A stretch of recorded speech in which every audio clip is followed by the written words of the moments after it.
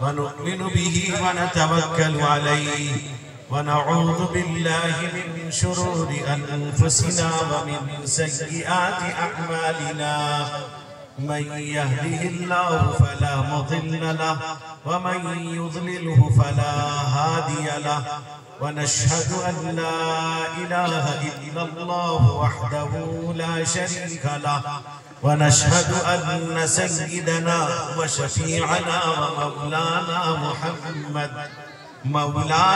محمدا عبده ورسوله صلى الله تعالى عليه وعلى آله وأصحابه وسلم تسليما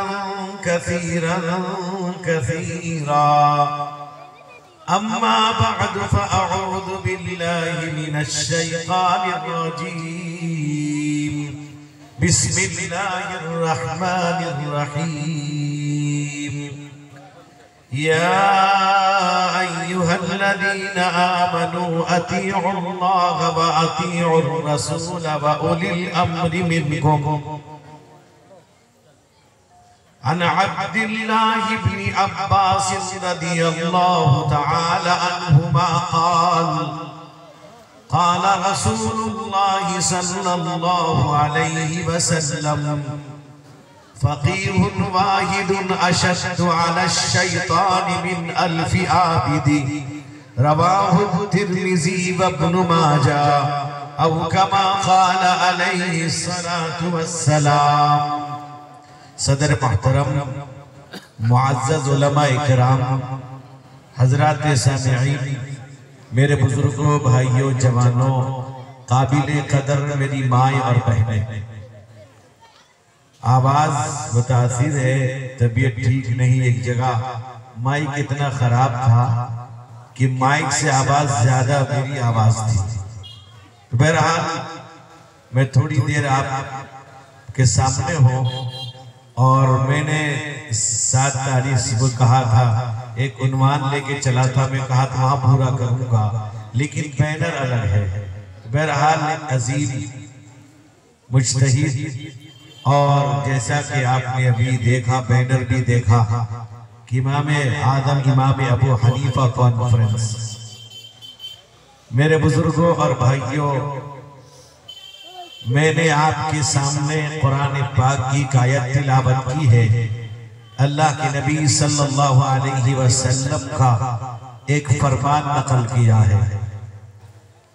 अल्लाह कुरान में फरमाते हैं, ए ईमान वालो, अल्लाह को मानो और रसूल को मानो, व उलिल अम्रि मिनकुम, यानी कुरान को मानो, हदीस को मानो, फिक़ह को मानो।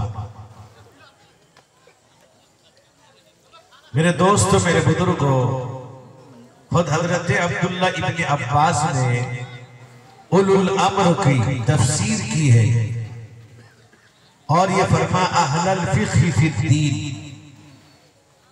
हजरत अता रहमतुल्लाह अलैह ने कहा अल फ़ुक़हा अल उलमा।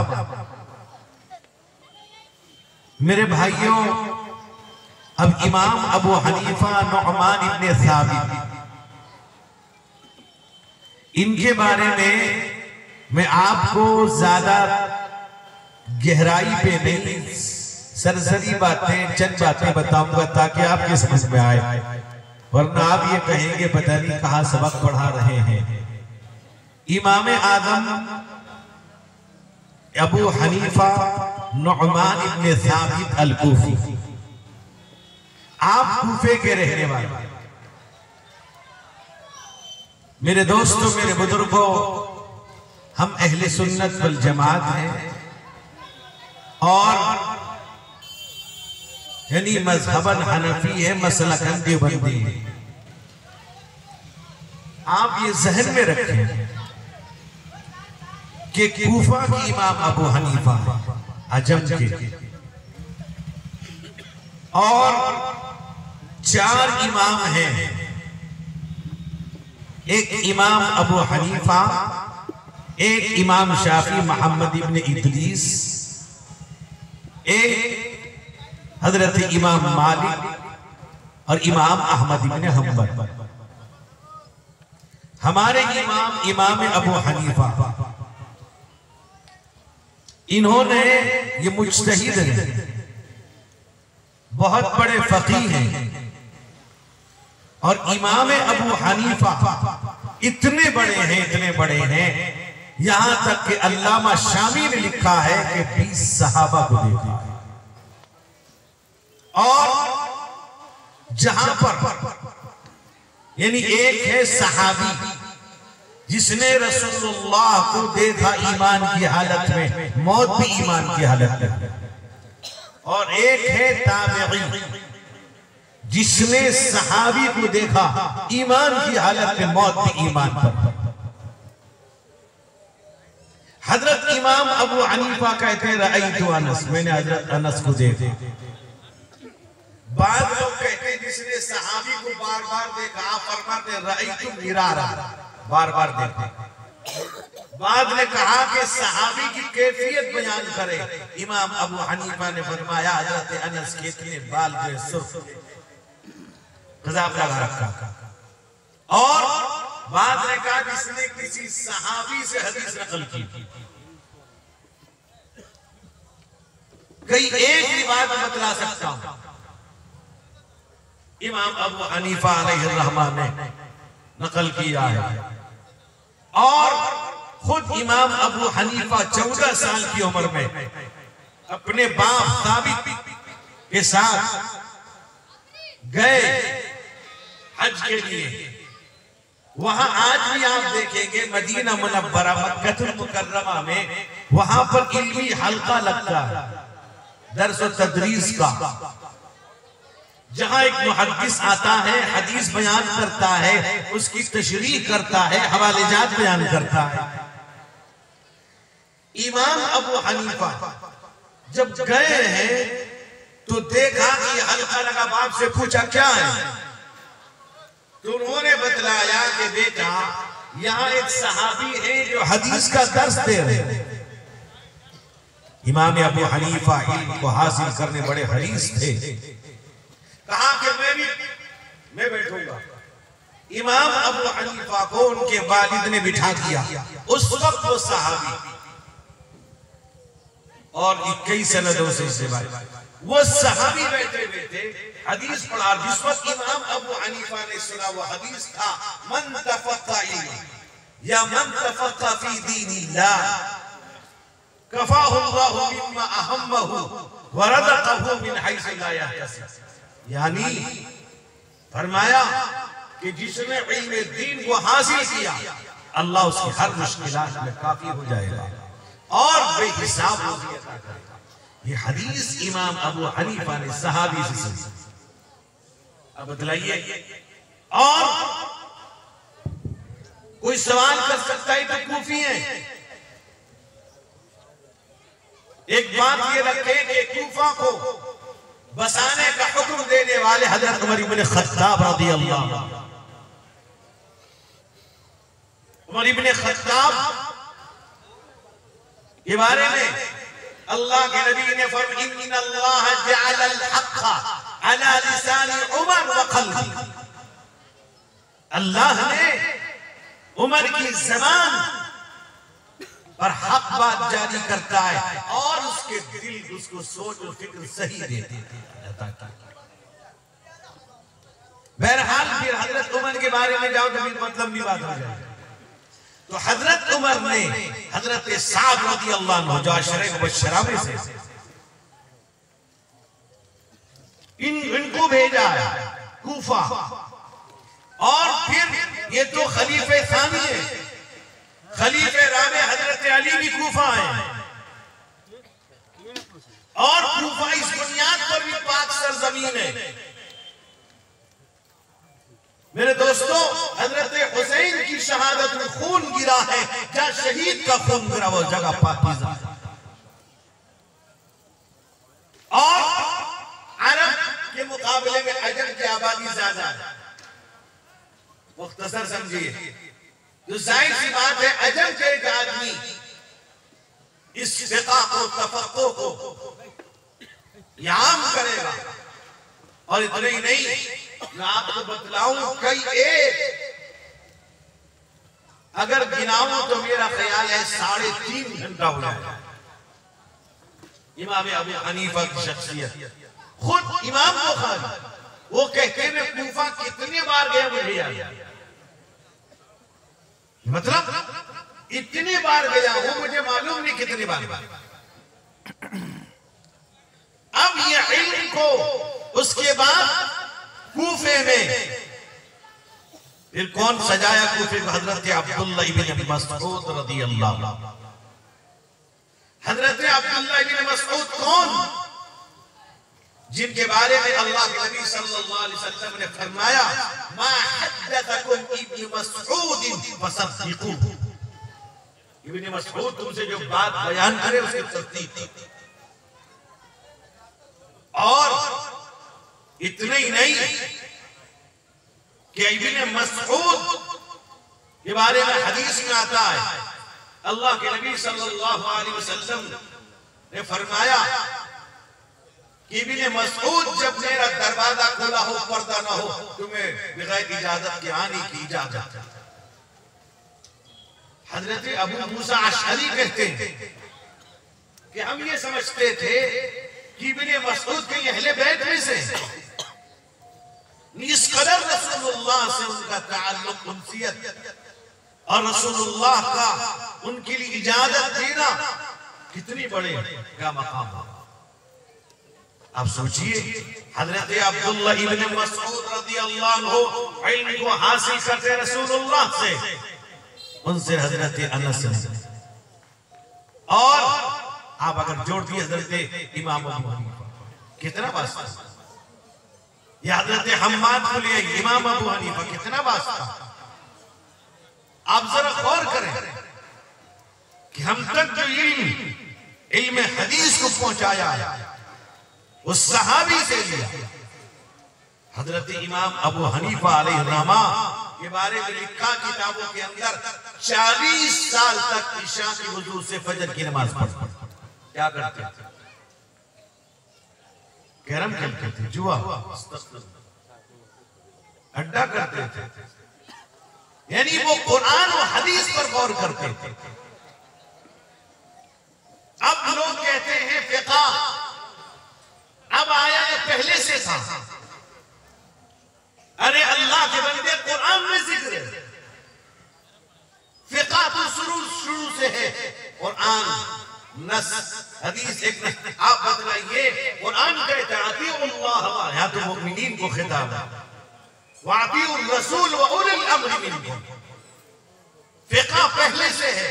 जैसे मिसाल के तौर पर आप रात के अंधेरे में उठे, उठने के बाद आप कुरान पाक पढ़ना चाहते हैं तो आपको अंधेरे में नजर नहीं आएगा। आप बल्ब जलाएंगे या लाइट जलाएंगे तो नजर आ जाएगा। इमाम अबू हनीफा को सिराजुल उम्मा कहा गया। क्यों? इसलिए कि इमाम अबू हनीफा ने मसला बनाया नहीं, दिखाया। इसलिए कहा गया इन्नल क़यास मुज़हिरुन ला मुस्बितु। कयास वो दिखलाता है। अब क्या दिखलाया? कुरान और हदीस के अंदर जो चीजें जो फिक़ा थी, इमाम अबू हनीफा ने उसको दिखला दिया। कुरान कह रहा है, या अय्युहल्लज़ीना आमनू अतीउल्लाह व अतीउर रसूल व उलिल अम्रि मिनकुम। ये तो फिक़ा है, तफ़क़्क़ुह फ़िल इल्म। अल्लाह के नबी ने कहा, फरमाया मन युरिदिल्लाहु बिही खैरन युफ़क़्क़िहु फ़िद्दीन। यानी अल्लाह जिसके साथ भलाई का इरादा दीन की समझ देंगे। इमाम अबू हनीफा हमारे लिए पूरे 40 साल तक कुरान और हदीस से फिक़ा को निकाला। मुज्तहिद हैं। कुरान और हदीस को हम नहीं समझ सकते। जैसे आप समझने के लिए उलमा का सहारा लेते, वो आलिम अपने उस्ताद से, वो अपने उस्ताद से। आप बतलाइए हिंदुस्तान में इल्म हदीस को लाने वाले शाह वलीउल्लाह मुहद्दिस देहलवी हैं। उनसे उनके बेटे शाह अब्दुल अजीज। तो अब रसूलुल्लाह से अब्दुल्लाह इब्न मसऊद से अनस इब्न मालिक, और वहां से हजरत हम्माद से इमाम अबू हनीफा से इमाम अबू हनीफा से अब्दुल्लाह इब्न मुबारक ने हासिल किया। अब इमाम अबू हनीफा 40 साल तक आप ईशा के वजू से फजर पढ़ रहे हैं, यानी पूरी रात कुरान और हदीस का मुताला करके मसाइल निकाल रहे हैं। अच्छा बताइए, सब्र भी ऐसा। अब बताइए, रात को अगर आदमी नहीं सोता, चिड़चिड़ा हो जाता। तो इमाम अबू हनीफा सुबह में दर्स देते थे और जोहर के बाद थोड़ी देर आराम कर लिया करते थे। आप बताऊं कितना सब्र उनका। एक मर्तबा ऐसा हुआ कि सोने गई, आंख लग गई, लगने वाली, एक आदमी ने दस्तक दी, दरवाजा खोला, अस्सलाम वालेकुम सलाम, क्या बात है? एक मसला पूछना। ना पूछो, कहता भूल गए। ठीक है, याद आ रहा, चला। थोड़ी देर के बाद अब आग लग गई थी, दस्तक दिया, बेदार हो गया, बोला दरवाजा, क्या बात है? न मसला याद आ गया, न बोलो, नहीं याद आ गया कि जैसे आपका जीना चढ़ा भूल गया। तीसरी दफा फिर वो आया, फिर दस्तक दिया, कहा कि याद आ गया, का मसला पूछो। क्या पूछता है? तो पूछता है, इंसान की गलाजत मीठी है या कड़वी? आप होते जूता चप्पल निकालते तो पागल है क्या? नींद खराब किया फिर पूछता है। इमाम अबू हनीफा ने कुछ नहीं कहा कि कच्ची है, ताजी अगर है तो मीठी है, सूख गई है तो कड़वी है। कहता चक्कर दे। फरमाया हर चीज शक से नहीं देखी जाती, कुछ अकल भी कहती है। क्या अकल ये कहती है कि कच्ची तो मक्खियां लग रही है, सूखने के बाद नहीं लगती। इमाम अबू हनीफा है, दर्स दे रहे हैं। उनके शागिर्द इमाम अबू यूसुफ, इमाम मोहम्मद अलैहिर्रहमा, इमाम यूसुफ पढ़ रहे हैं। पढ़ते पढ़ते दाढ़ी सफेद होने लगी। देखिए कब तक पढ़ता रहता। अलग कोई सबक भी पढ़ाऊंगा, दर्स लगाऊंगा, मजलिस लगाऊंगा। इमाम अबू यूसुफ बहुत ज़हीन थे। तो जो बच्चा ज़हीन होता है, पढ़ने में तेज होता है, उस्ताद की उसकी नजर होती है, तो उस्ताद तलाश करता है। तो हजरत इमाम अबू हनीफा दर्स देने बैठे, देखा कि अबू यूसुफ नहीं है, पूछा अबू यूसुफ कहाँ गए? कहा कि वो अलग मजलिस दर्स दे रहे। अच्छा, सबक पढ़ा रहे हैं। अच्छा, एक आदमी को भेजा, एक मसला पूछ के आओ अबू यूसुफ से। मसला ये पूछो कि मैंने धोबी को कपड़ा दिया था धुलने के लिए, उसकी नीयत बदल गई, यानी नीयत बदली, कपड़ा नहीं दूंगा, रख लूंगा, तो उसकी उजरत धोने की देंगे कि नहीं देंगे? जब वो कहेंगे देंगे तो कहना गलत है, जब कहेंगे नहीं देंगे गलत। गए हजरत मसला पूछो। पूछा मसला धोबी का, कहा उजरत देंगे या नहीं देगा? देंगे। कहा गलत। अच्छा नहीं। अब आदमी जब परेशान होता है किसी मसले पर कहाँ जाता है? अपने उस्ताद के पास। तो आए उस्ताद के पास, अस्सलाम वालेकुम, क्या हुआ? हजरत एक मसला पूछना है। कहा कि धोबी वाला भेजा था ना, धोबी वाला ना, हाँ, वहां नीयत का एतबार होगा, उसकी नीयत कब बदली? मतलब कपड़ा धुलने से पहले नीयत बदली या कपड़ा धुलने के बाद नीयत बदली? कपड़ा धुलने से पहले अगर नीयत बदली, अभी कपड़ा धुला था नहीं, नियत बदल के कपड़ा रख लूंगा, दूंगा नहीं। अब जो धुला वो अपने लिए, उजरत नहीं देनी पड़ेगी। आई बात समझ? नियत बदली कब? अभी कपड़ा धुला नहीं था, नियत बदल गई कि मैं रख लूंगा कपड़ा, आपने दोनों वो जो धुला अपने लिए, उजरत नहीं देगी। धुलने के बाद नियत बदली तो धुला तो इनके लिए ना, उजरत देनी पड़ेगी। यही इमाम अबू, और एक बात बता, इमाम अबू हनीफा अलैहि रहमा एक मर्तबा सबक पढ़ा रहे, पर्दे के पीछे से एक औरत आई, एक सेब और चूड़ी पेश कर पर्दे लाके दिया गया आपके सामने, आपने काट दिया, दे। सारे तालिब इल्म परेशान, हजरत ये क्या किया? सेब खाया कि नहीं? क्या औरत काटना नहीं जानती थी? इमाम अबू हनीफा का जमाना, औरत में कितनी फकीहा हुआ। हजरत तो मसला पूछने आई थी, हजरत ने फरमाया, हजरत इमाम अबू हनीफा ने फरमाया वो मसला पूछने आई थी। क्या मसला पूछने? फरमाया औरत के माहवारी का मसला पूछ रही थी। गौर कीजिए,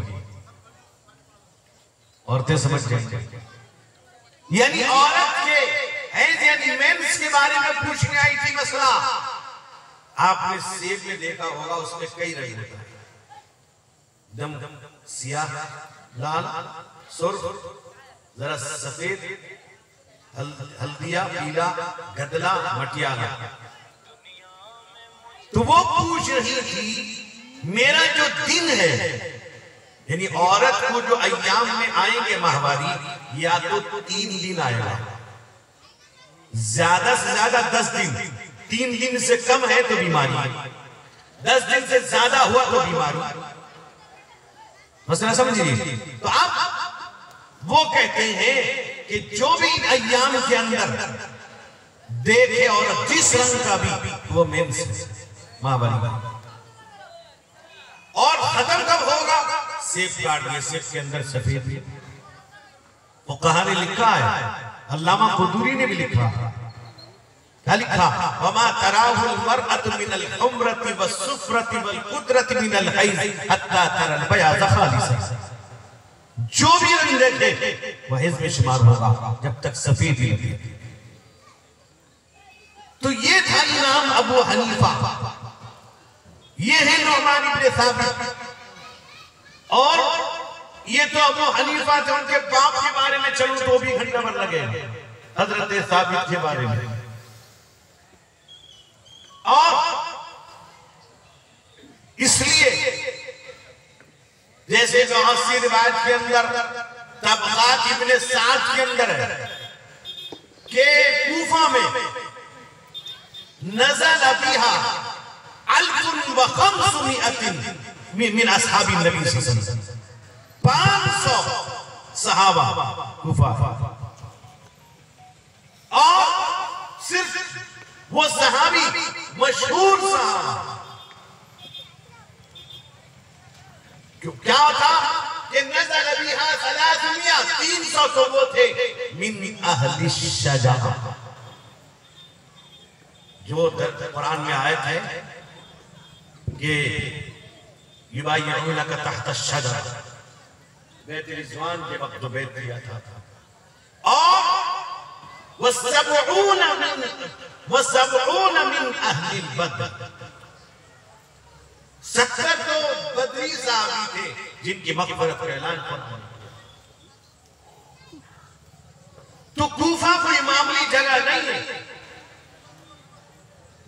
तो इमाम अबू हनीफा ने फिक़ह को समझा से सहाबा से। आप गौर करें कि मैंने नहीं बताया, वहां हज़रत अब्दुल्लाह इब्न अब्बास ने कहा उलुल अम्र के बारे में, अहलुल फ़िक़्ह फ़िद्दीन। हज़रत अता ने कहा अल फ़ुक़हा वल उलमा। तो और भी तफ़सीरें मौजूद हैं। इमाम अबू हनीफा की शख्सियत, उनकी अज़मत, उनकी फजीलत, सबसे बड़ी फजीलत यह है कि वो ताबई है, सहाबी से हदीस सुनी। और मुख्तलिफ किताबों के अंदर आप देखें, यहां तक के बहुत से फुक़हा ने ये कहा है कि अगर इमाम अबू हनीफा किसी पहाड़ को सोना साबित कर दे, कोई इसको काट नहीं सकता। इमाम अबू हनीफा की शख्सियत और उनकी फिक़ा तफ़क्कुह फिद्दीन। अब मैंने अब कहा कि इमाम अबू हनीफा के बारे में वक्त नहीं बताता, हदीस की सनद के बारे में कैसे आपको सवाल किया गया, आपने जवाब दिया, फिर वो भी बहुत लंबी बहस है।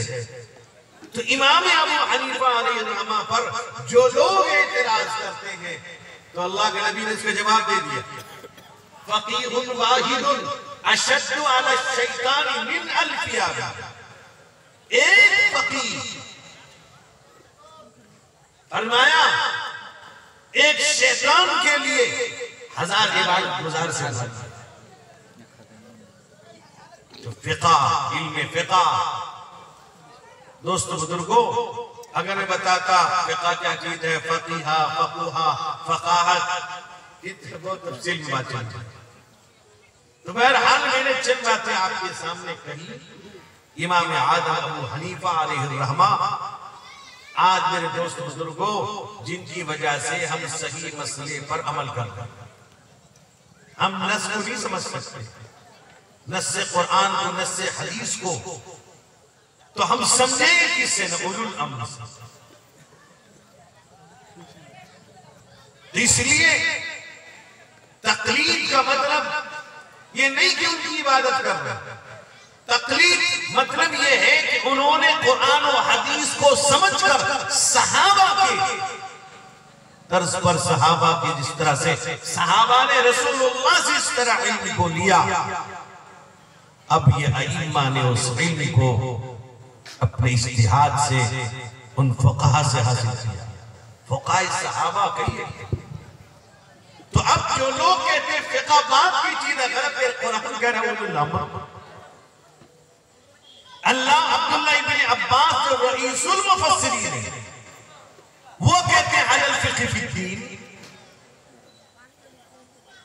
और कूफा मुक़द्दस जगह जहां हजरत अली तशरीफ लाए, जहां उमर के हुक्म से बसाया गया कूफा, जहां हुसैन की शहादत हुई,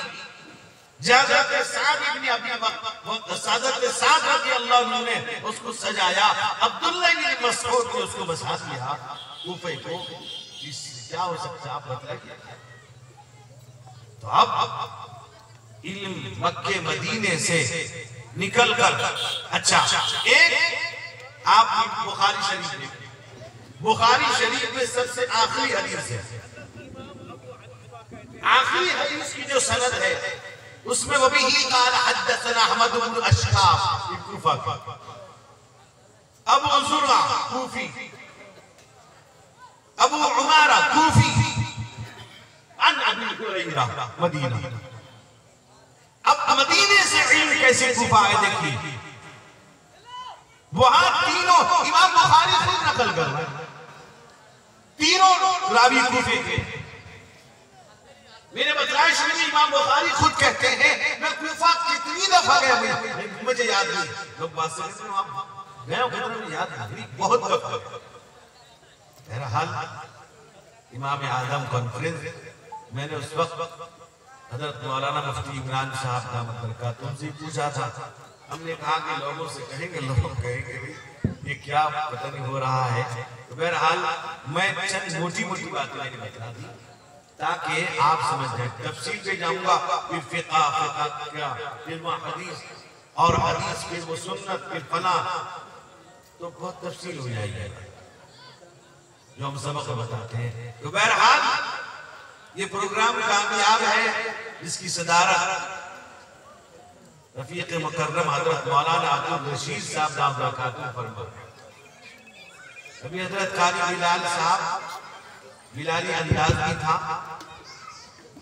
तो इसलिए वो भी आपको सुना रहे थे। और अशफाक साहब बहराइची यूपी से, यूपी तो आजकल बड़ा मशहूर है गंजे की वजह से, गंजा है ना। तो बहरहाल अल्लाह उसको बर्बाद कर दे, हलाक कर दे, खत्म कर दे। तो इसी तरह से उलमा इकराम तशरीफ रखते हैं और भी आपके इमाम साहब मौलाना अय्यूब हाफिज अबरार, ये सब बेचारे बहुत मेहनत करके आपके नौजवानों ने बुजुर्गों की दुआ की सरपरस्ती में ये प्रोग्राम किया, कामयाब है माशाअल्लाह।